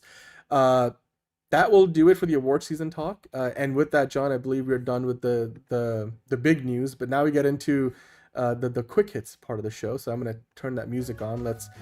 Let us have you walk us through all the quick hits, because we got a bunch of them, but there's a few fun ones. Oh yeah. So first things first, we have Stephen Colbert. He reveals the Late Show end date, which is get the fuck out of here deadline. It will end May 21st. So mark your calendars, I guess. The end of an era, all that shit. So a little bit sad, but on the happier side of things in regards to Stephen Colbert, he will be honored with the Writers Guild East's Walter Bernstein Award. So that's a bit just of talking about news. Bernstein. Bernstein. It's the WGA usually gives out this is one of those, lifetime achievement equivalent awards, but they don't give it out every year. Only when they've deemed somebody worthy. I think this one has only been given out once or twice before. Both the WGA West and the East have different versions of these awards. There's a couple of them, so it's not like there's only one. And I believe there's a couple other honorees for the other ones that are named after previous greats of Hollywood days gone by. But look, Stephen Colbert is gonna be around, and he'll probably get a great podcasting deal with somebody, and or he'll start his own thing. It's just sad though, because like you said, John, it is the end of an era. And the way he got canceled was, I mean, not him, but the show. And the show, yes, bullshit. And agreed. So but in terms of award shows, apparently Kumail Nanjiani is to host the DGA Awards after Judd Apatow had gigged the past 5 years. So we can only go up from here. And Kumail Nanjiani's pretty great. So yeah. Hey, look, you know what? Booster Gold. I mean, Kumail Nanjiani is going to be hosting the DGA Awards. We're going to be getting the nominations soon. Of course, the WGA nominations are out, and this will be fun. I mean, he's got a new comedy special out. I haven't seen it yet, but I keep seeing like shorts for it. It's on Hulu. I like his brand of humor. I'm also biased because he's from Pakistan. I'm from Pakistan, so love to see it. Yeah. But next up, Amelia, name I can't pronounce, set for third stint as Oscar social media ambassador and red carpet correspondent. Yeah, I don't fucking know who this bitch is. So she's like famous for her YouTube channel Chicken Shop Date, which by the way she did one with Damson Idris last year, which is iconic because it's like she's got this like dry sense of humor and really quick fire jabs and stuff, and it's always fun like to see this deadpan awkward conversations, but like Damson Idris just goes back at her like because he keeps his cool, and it's just I that's how I first found it. Fiona showed it to me, and she did this a couple of times already, as you can tell in the article. So this will be her third time being at the Oscars on the red carpet. So yeah, interesting. I know some people will be happy about this. Cool. Or very happy about it. But next up, Masters of the Universe action figures reveal first official look at Triclops, Skeletor artwork, and more. So, very nice, I guess, if you're into that kind of thing. But yeah, this is all that shit. So, cool, I guess. Yeah. I mean, it looks nice. I mean, all these other characters look pretty much like they do in the movie, so. But yeah, let's keep. Oh, He-Man! Look at that. Love to see it. Triclops. That's one of the characters we didn't really get to see much of in the trailer so far. So. Correct. Yeah. But K-pop Demon Hunters toys and merchandise unveiled by Netflix, Mattel, and Hasbro. Yeah, I'm getting kind of Barbie vibes from these ones. So cool, I guess. Great. Anyway, Nina Jacobson and Brad Simpson to produce Dirty Dancing sequel alongside EP and star Jennifer Grey, Kim Rosenstock penning the script. I can't imagine this will do well without Patrick Swayze. Like, he was part of the reason why this worked so well the first time. Well, I mean, but they're gonna have a younger cast anyway, right? So I know, but it's just like, I don't know, it just feels weird. Yeah, but okay, but like anyway. I hear what you're putting down, John, but I mean they're not gonna DH Patrick Swayze to do a sequel. Or, you know, dig him up since he's fucking dead. Yeah. But, like, you know, Well, whatever. keep Anyway, on going. apparently Amy Madigan has joined Netflix's All the Sinners Bleed. So now you could definitely say Amy Madigan is in Sinners. All the Sinners Bleed, that is. So, you know, very interesting wording and all that. So. Actually, this is the second time we've talked about the Dirty Dancing sequel. The first time was when they first announced that they were working on it, and now they've got people attached and to the it. thing is, this is not the first Dirty Dancing sequel because there's Dirty Dancing Havana Nights, which is less said about that, the better. So, but next up, Halle Berry to star in films The President is Missing at Apple and Bad Cop TV series in works at HBO, Peacock, and FX as Holly ramps up slate. Cool, I guess. Great. I mean, she's staying busy. She's got that new movie coming out. It's not one of those projects. What's the one with Chris Hemsworth? I don't know. She's just Halle Berry's everywhere. Crime 101, legit. I forgot it existed because I keep seeing trailers for it, and then I like immediately forget that I watched the trailer because it's so fucking forgettable as a movie. It's like, oh hey, generic crime thriller number 788. All right, cool, great. But it has, you know, Catwoman and Thor in it, so go watch it, I guess. Hi, Eric. Sure. But next up, Julianne. By the way, if she shows up in Doomsday, can you imagine the year Halle Berry? Anyway, we'll wait. Show her. But Julianne Nicholson and Coco Greenstone joined Brad Pitt in The Riders from Edward Berger, Scott Free, and A24. I'd watch this. It's got Brad Pitt. It's got the guy who did Conclave. I'm in. Here's Steven. Me too. Hell yeah.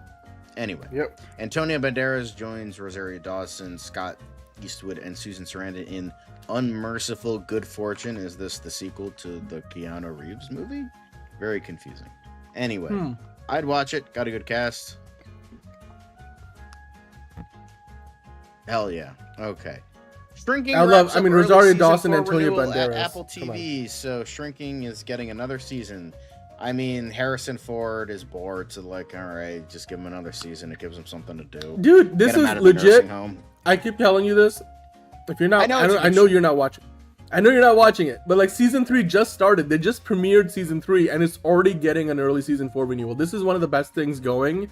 And again, I mean, people I think have become more aware of it after, you know, last award season last year, but still not enough people know how good of a show this is. Watch it if you haven't already seen it. So, yeah. Yep. Netflix Warner deal. Top UK lawmakers demand antitrust investigation warning takeover poses stark danger to cinemas. Yes. I mean, look, the one point they have is, you know how Netflix, the idea is that they're going to be a monopoly if they take over Warner Brothers. In the US, believe it or not, there's more competition for streaming with Netflix than there is internationally. Because while in the US you have like Peacock, you have Paramount Plus, you have HBO Max, and you know, I guess that will still exist with Netflix owning them, but you have all these streaming services and Netflix, of course, Amazon Prime Video, Disney Plus, and then, you know, whether Hulu is separate or not.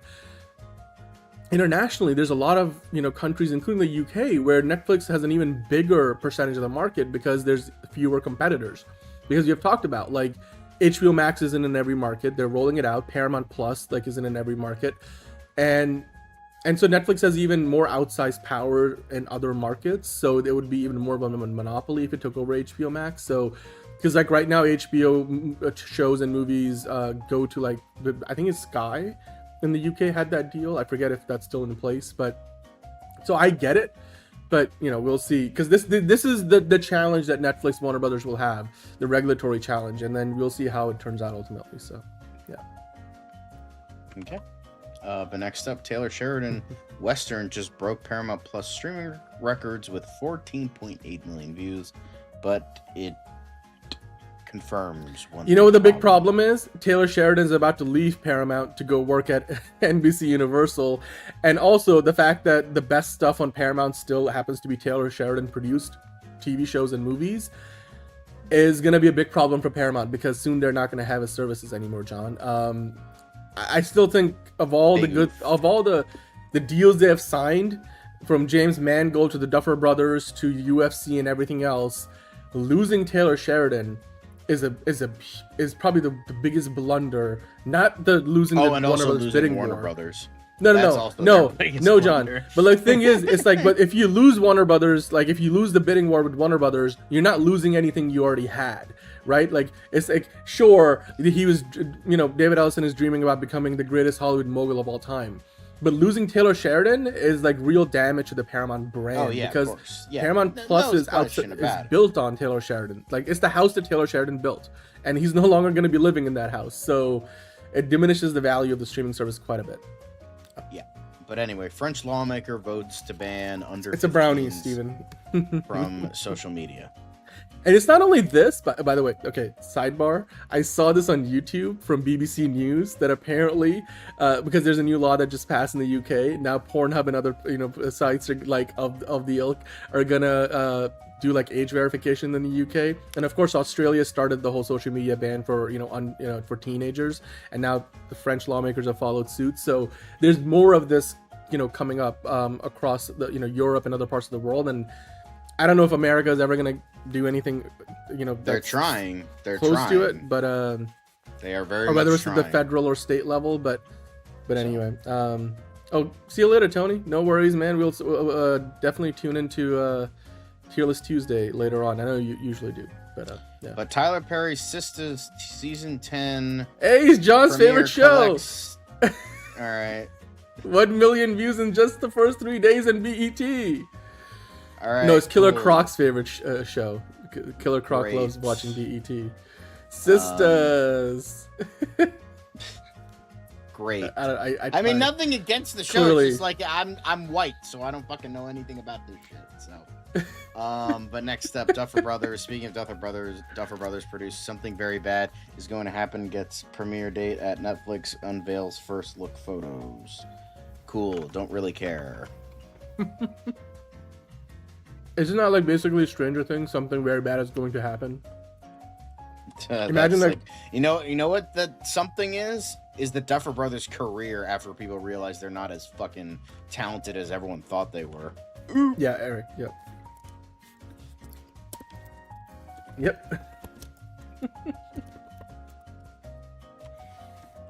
All right. Anyway. Is that it? Is that the last quick hit? No, we got more to go. We still got two. Star Search fails. Netflix. Cool. Don't care. Don't know.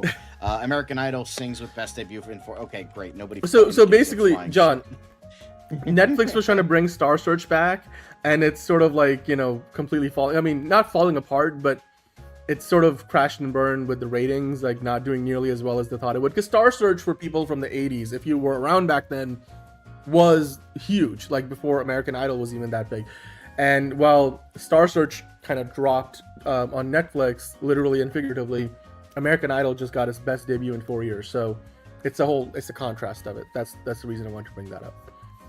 I'm not sure if any of you guys watch either of those shows, but yeah, well, there you go. Really care. That's the quickest. That's all the quickest. Yeah. So I'm gonna hit a stop on that music, and I think that wraps up the news portion of the show as per usual. And with that, John, it's that time.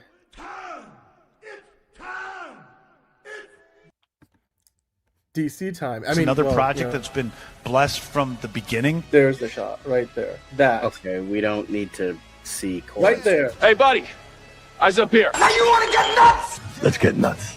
Here we go. Victory mine.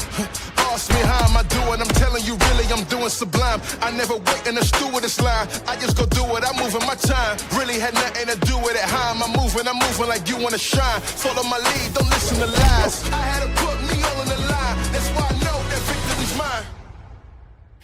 I prefer Jared Leto. Honka honka.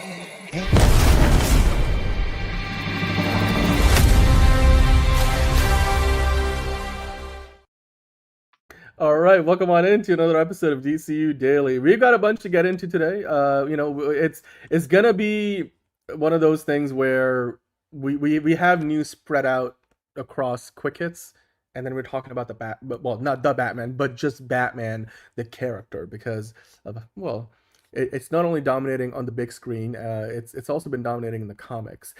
John is going to be taking a slight break at the start of the segment, so I just wanted to kind of walk through the DCU Daily topics. But remember, if you are watching us live after we're done with DCU Daily, we are going back to talking some Marvel on Tier List Tuesday because you guys voted for the Avengers movies. I was going to say Avengers Doomsday, but we already did the Avengers Doomsday teasers. So we're going to be ranking all 4 of the Avengers movies on Tier List Tuesday. You guys voted for it, so that's coming up next after DCU Daily. If you're not watching live, then, go check out Tier List Tuesday because it's already up probably by now. But with that said, DC, we've got some quick hits. And I'll start there, but let's see who else is in the chat. It's Vader time. Keep it good. You got the reference. You got the reference. I appreciate that. But it is indeed, trunks and capes time. That's what we're going to get into. We'll start with the quick hits here. The very first quick I want to dive into is, and I know John's going to want to say something about this, so I'll let him speak to it when he comes back. I personally wasn't the biggest fan of Smallville growing up because I was more of like a hardcore sci-fi fan at the time. I did not watch a lot of superhero TV shows, and I'll be honest with you, while Smallville had its moments, in my mind it was always like, a superhero show that was trying to do what really, it wasn't really possible until, today, like where you got Lanterns, you've got Disney Plus MCU shows, and even then it's like a hit or miss. But that being said, they did it for like 10 years. And that means they had hundreds of episodes, but it was a day or two ago now, so if, believe it or not, given that Smallville ran for like 10 seasons, the 100th episode first aired now 20 years ago. That is kind of insane. And I saw this on Instagram, so I wanted to bring this up because whether you loved Smallville or weren't the biggest fan of it, or however you remember it, 20 years ago, the 100th episode of Smallville aired, and it was, of course, a very significant one. John, you are probably a bigger Smallville fan than I am. I've never seen a single episode of the show, so I have no clue what you're talking about. All right, great. Well, in that case, I guess we could just move on to the next quick hit. I just wanted to point this out because it's just, to me, it was more like a time warp. We thought Lana Lang was going to die, and then, Jonathan Kent died instead, and it's like, what a shame, because fuck Lana Lang, from what I've heard. I mean, look, enterprising in movies, but loved it. She was like the worst character on the show, and everyone hated her, and history repeated itself with Superman and Lois because she was the worst character on that show. So good times. Well, I just, to me, this was like a time warp thing where I'm like, the 100th episode of the show aired 20 years ago. 100th episode of the show, you're talking like season 4, season 5, right? So, and that's like halfway through the run of the show. Like they had another like. Remember when shows got to 100 episodes? Good times. Good times. I mean, Johnny loved it. See that again. But yeah, let's keep on going with the parrots, ducks, and pelicans of DC news, shall we? Yes. Next up, Mattel. We got a first look at their toy line that with the recent deal, because we did talk about this a while back, that like DC was no longer with McFarlane and now they're going back to Mattel, and a lot of people were upset by that because Mattel overall made weaker products. So we'll see if people probably paid more money though. So yeah, and boo. A lot of people are upset. Hard pass. Okay, so the higher quality ones drop later. Cool. Nope. What are they doing? And it's just a picture of Earth. Periods. Oh, hell no. The amount of people who don't read the description astounds me. But yeah, good times. So yeah, this is the new Legends Rise, all that shit. But yeah, this is, remember guys, this is for kids. It's aimed at kids, not it's gonna be collector focused. Releases expected in 2027, so y'all can calm down. Yeah, let's keep on rolling. Yes. Next up, LoboBu. Okay, fuck you. Wait, hold on, dude. Go back. We gotta. This is a quick hit. Then we're gonna get into the other stuff. I just wanted to hang on this for a moment. I saw this on Instagram because the other day we talked about Boss Logic and some of the great work that he does, and this just made me crack up. The main LoboBu, you know, like it's like.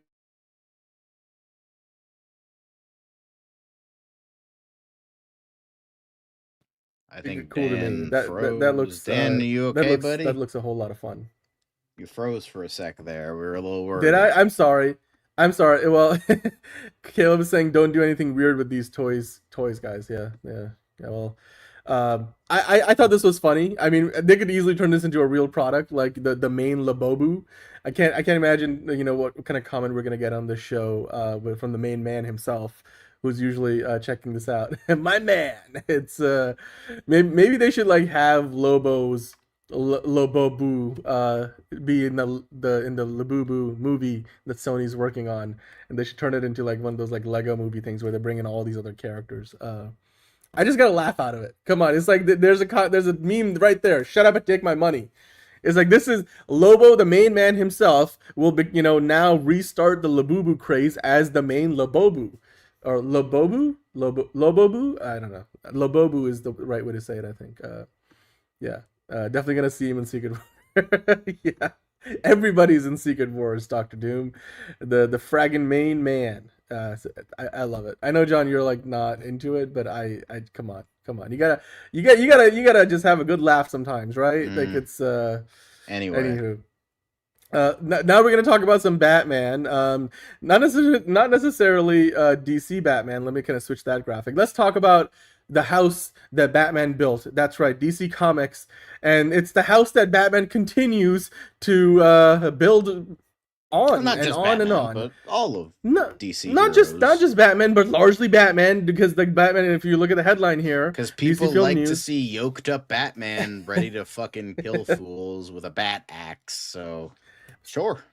You know what? We will get to that later too, because Zack Snyder has had some Batfleck stuff for us. But Batman dominated. I mean, we talked about this before, John, but I felt like this was a more detailed breakdown, and DC Film News doing a great job of putting this together. And yeah, the headline was Batman dominated the 2025 comic book marketplace. And if you look at if you scroll to the next slide, they show us, you know, not only some of the charts, but look at that collage there. Just look at it. Like, pretty much almost every cover there of the highest selling comics, the top 20 selling comics in 2025. Batman. It's like every other one is Batman. Batman. Because, I mean, it's you have just DCKO, ridiculous. you have Battle Beast, you have Flash, you have Martian Manhunter, but it's like 95% Batman. It's crazy. It's crazy. I mean, I'm just like, just do a count of the top 20. There's one Flash. There's one DCKO, which includes Batman. Am I missing any? Is there any Marvel presence in there? Nope. I mean, other than speaking of the title of this video of the show today, Marvel's but there was a best-selling Deadpool comic crossover. Was Batman, because you do have the Deadpool Batman crossover, and literally the top selling Marvel comic has Batman in it.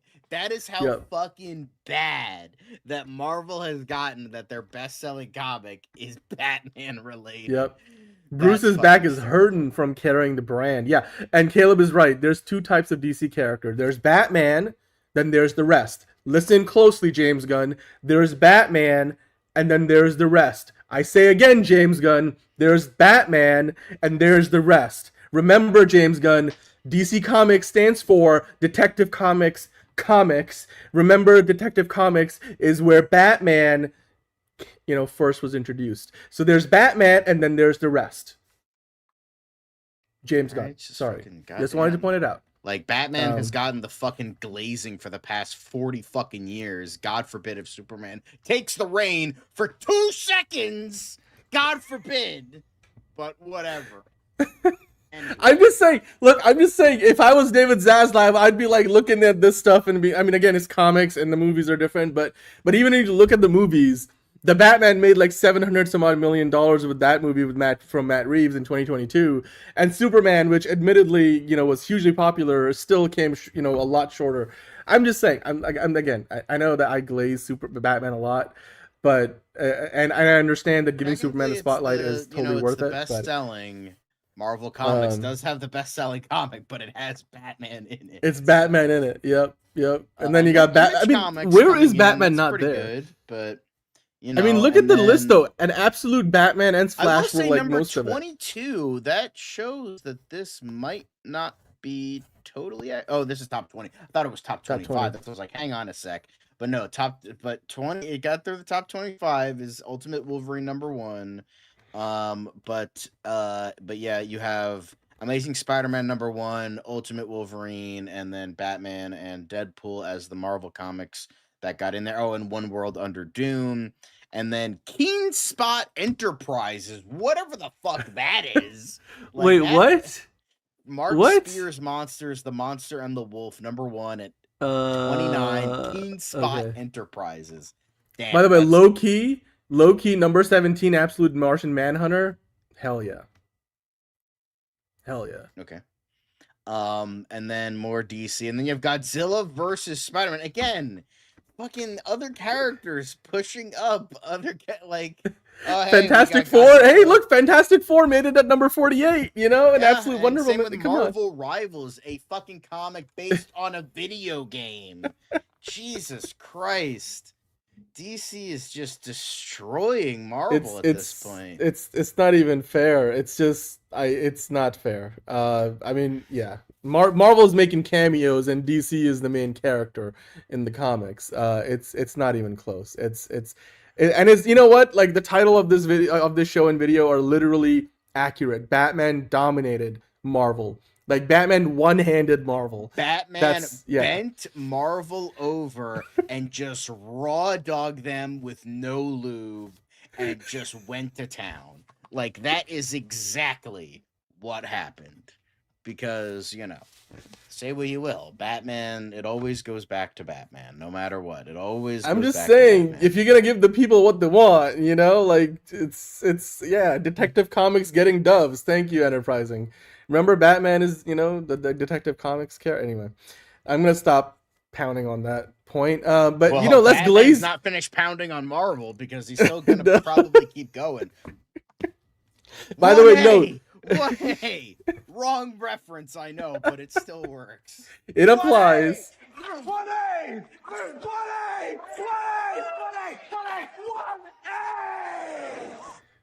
Yeah.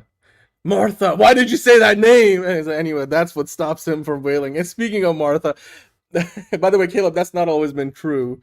That, you know, DC used to dominate until the late 90s. And then even then, like, you know, the Dark Knight era was huge for DC, and Marvel didn't really pick their shit up until after that.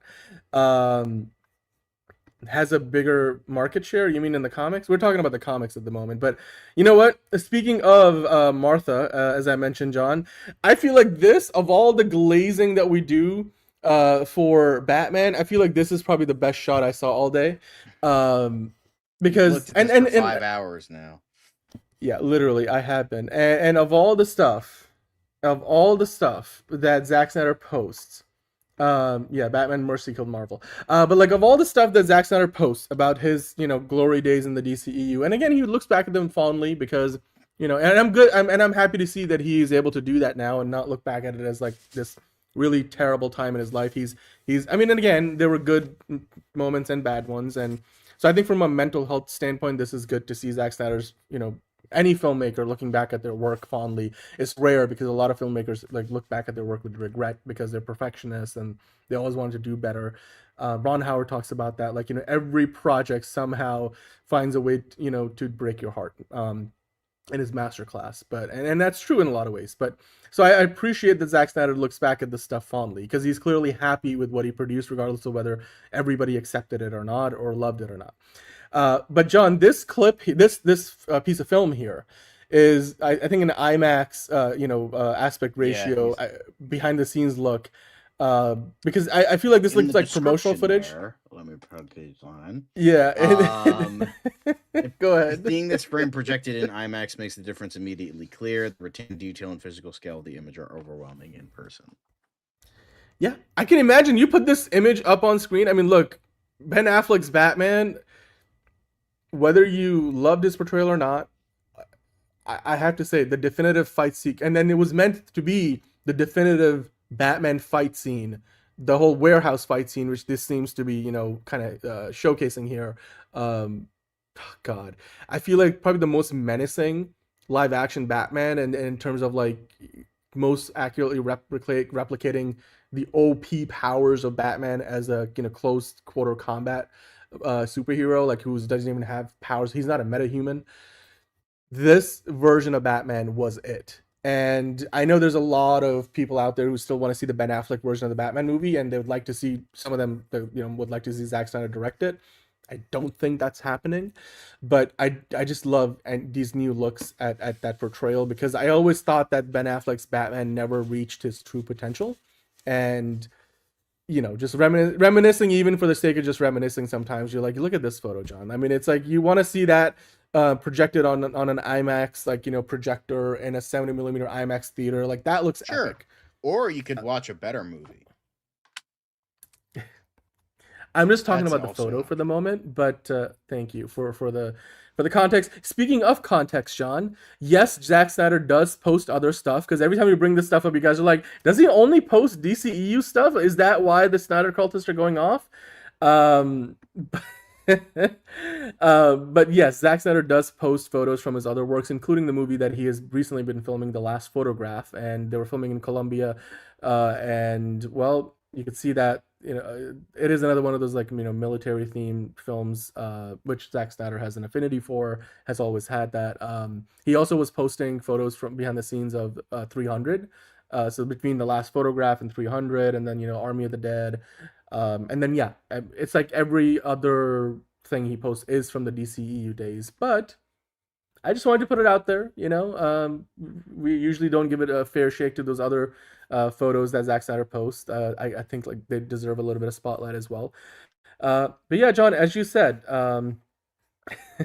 Batman dominating the comics, and DC still, that's the shortest thing they got. And I realized James Gunn, and I was being a little facetious earlier, James Gunn, one of the reasons why they're taking their time with the DCU Batman is because they want to give the Batman Part 2 with what Matt Reeves is doing the spotlight, and not feel like they're going to muddy the waters. And it's not just with the release dates of the two Batman movies, or the would-be release date of the two Batman movies, but also it's probably the casting news and all the other stuff. Because James Gunn knows once, there's a...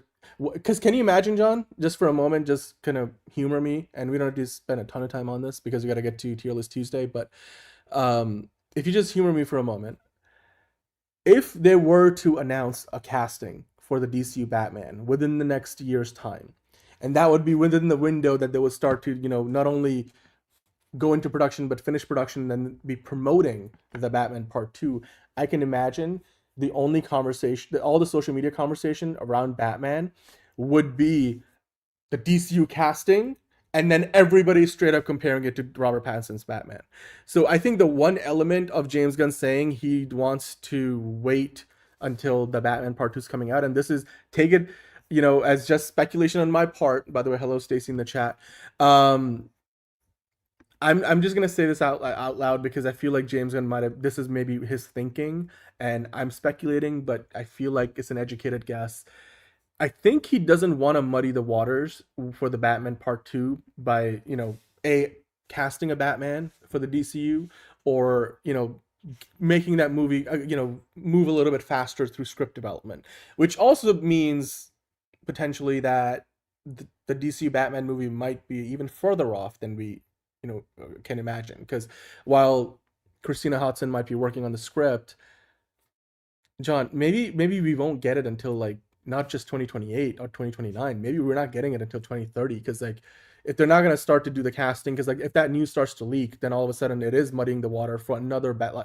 Because that's the thing. There was always, I could see that. The two live action Batman, with the Ben Affleck one, the difference was Ben Affleck had been Batman for a few years by the time Robert Pattinson got cast, and in fact was basically retired as the DCU Batman by the time Robert Pattinson got cast. So it wasn't such a direct comparison. And then Michael Keaton coming back as Batman was a different situation, because he'd already been Batman, decades ago. But your thoughts on this? I mean, do you agree with my hunch? Again, I'm total speculation on my part. I'm not in James Gunn's mind. I'm just trying to figure out what his thinking might be. I could see that. It definitely, there's a lot riding on the Batman Part 2 because the first one was successful, and they, maybe Superman wasn't as successful as they wanted it to be. So they're like, okay, Batman is the next best thing we have. And if Supergirl and Clayface kind of tank, then I think the Batman is like, that's like the next thing. That's like, they really don't want to fuck that up. And I don't think they're going to fuck it up because the first one was a major success. This one will be too, undoubtedly, because people love this iteration. So I'm willing to bet that they don't want to fuck that up. That's the reason why. Yeah. I think it's in development much more than we think. Yeah, and then I guess the only downside to that would be that, us DC fans hoping for a DCU Batman casting, we'll just have to wait that much longer. And I understand it from a business standpoint, and from, with, like I said, everybody will immediately compare Robert Pattinson's Batman and whoever else is the DCU Batman, well before we see anything from the DCU Batman. And so I guess what I'm saying is, it may not just be that there's, James Gunn doesn't want to put 2 Batman movies out the same year. He might be waiting to put out the DCU Batman movie a year plus apart from the Batman Part 2, which would immediately cast doubt on the DCU Batman Brave and the Bold, or whatever they're going to call it, coming out as early as 2020, would be 2028. 2029, 2030. So just putting it out there, kind of like a last little bit here. But yeah, and look, I think John and I both, ultimately, despite all the complaining about how long it took, we both do believe Matt Reeves, took his time and ultimately got it right. And, we'll let the movie do the talking once it comes out. But that'll do it for DCU Daily today. Not as much to get into on the DC side of things, other than, of course, Batman dominating the comic book world, including Marvel. And, Zack Snyder sharing another, I thought, was an epic look at Batfleck, and for all the shortcomings of the DCEU, I thought the Batfleck was definitely one of the better parts of it. Martha moment, side. It's her mother's name. And on that note, we're going to wrap up DCU Daily so we can move on to Tier List Tuesday. You guys voted for the topic. We're going to be doing Avengers movies. We're going to be ranking all 4 of the ones that have come out so far. And so give us a few minutes. We're going to go refresh our drinks, take a bathroom break or two, and you guys can do the same, and then join us on the channel, and we'll be doing Tier List Tuesday. So we'll see you there. Until then, John, as always, look up, look out, whatever, and Batman always wins. And yeah, DC's the house that Batman built. It's another project that's been blessed from the beginning. There's the shot right there. That. Okay, we don't need to see chorus. Right there. Hey, buddy. Eyes up here. Now you want to get nuts? Let's get nuts. Here we go. Victory mine. Ask me how am I doing? I'm telling you, really, I'm doing sublime. I never wait in the stewardess line. I just go do it. I'm moving my time. Really had nothing to do with it. How am I moving? I'm moving like you want to shine. Follow my lead. Don't listen to lies. I had to put me all in the line. That's why I know that victory's mine. I prefer Jared Leto. Hunka hunka!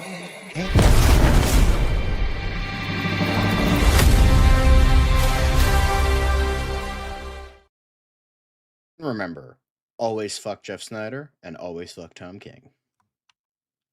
Did you say love Tom King? Fuck Tom King. No, hell no, okay. bro. Get out of there.